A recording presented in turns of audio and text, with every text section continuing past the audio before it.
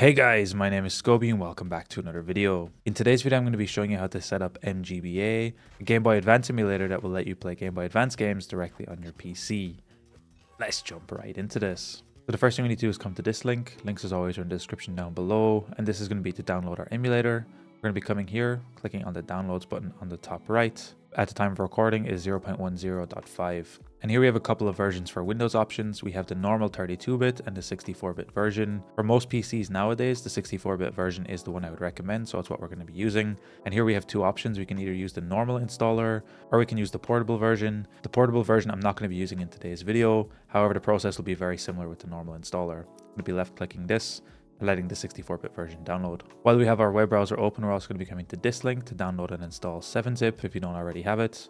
Simply come here, click download, and let 7-zip download. Now once all your files are downloaded, I just moved them to a new application for convenience here. First thing we're going to be doing is installing 7-zip. So we're going to be looking for our exe file, double clicking the install, click yes on the Windows pop-up, select an install location. I'm just going to be leaving it on my C drive, click install, click close, and now 7-zip is installed.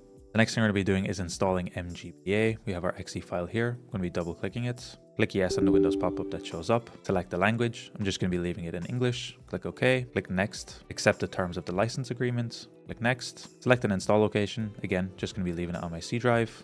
Next. You can choose to not create a start menu shortcut if you want. I'm just going to be leaving mine like this. Next. You can associate all your game files with mGBA. So if you are planning to add other emulators, you can uncheck these first few and just leave GBA games as selected, which I'm going to be doing in today's video.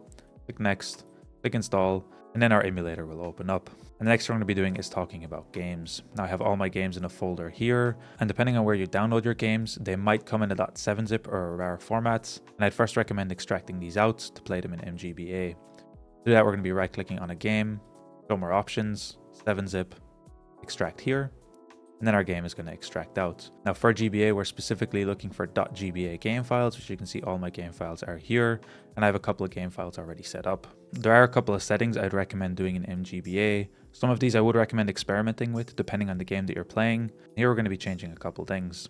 The first thing we're going to be making sure is our display driver is set to OpenGL. It should be set to this by default, but we want to make sure it's enabled. We're then going to be enabling two visual changes, which you can experiment depending on the game that you're playing. And these are force integer scaling and bilinear filtering.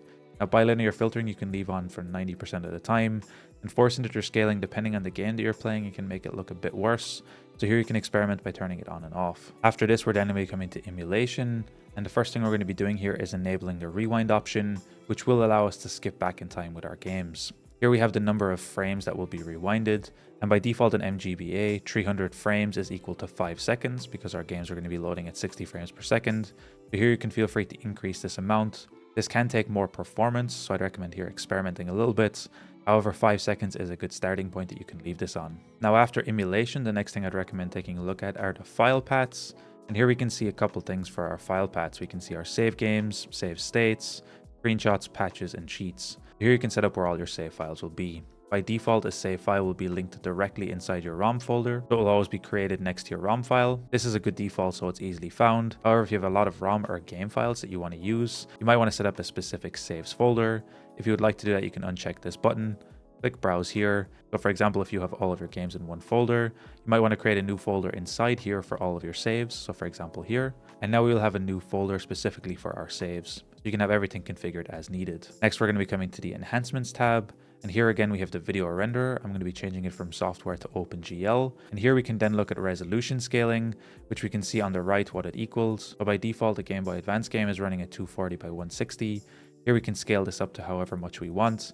Of course, this can have a performance hit. I'm running my system at 4K, so I'm going to be going to 16 times. And here again, depending on your performance, you might want to turn this up or down with your system. The next thing we're going to be looking at are keyboards and controllers. And these are two individual options here. Now, there will be some default bindings set up for your keyboard, but here you can remap anything that you want. So by default, the up, down, left, right arrows on your keyboard will move your buttons.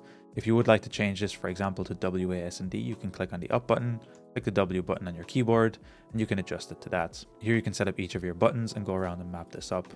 Now, a little bit later, we will be looking at some shortcuts and hotkeys. So it's something to keep in mind that you don't overlap with those. Otherwise, you can have some issues. Setting up a controller is also super easy. We have our controller setting here as a second option. Here we can connect almost any controller to this emulator to work directly. I'm going to be turning on my Xbox One controller, and I have tested this with a few controllers. The Xbox One, Xbox Series, PS4 and PS5 controllers all work really well. Now, if you have multiple controllers, you can select which controller you want to use in this drop down here. I currently only have one Xbox One controller connected, so it will show up here. If your controller doesn't show up, you can click refresh here, and your controller should show up.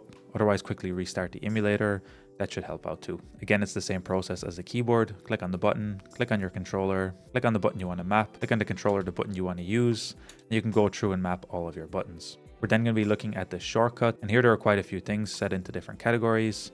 So for example, under File, you can choose to save your games, load a ROM, quick save, quick load, and everything else. I will not be diving into each one, but feel free to take a look at these and set up what you would like. One thing I would look at is the emulation, and specifically the rewind that we talked about earlier. Here you can click here and set up a rewind button. By default, it's set to this little apostrophe symbol, but here you can set up whatever you would like. There's also the fast forward button that's by default Shift and Tab. Based on previous emulators, I always like to set it to my spacebar key.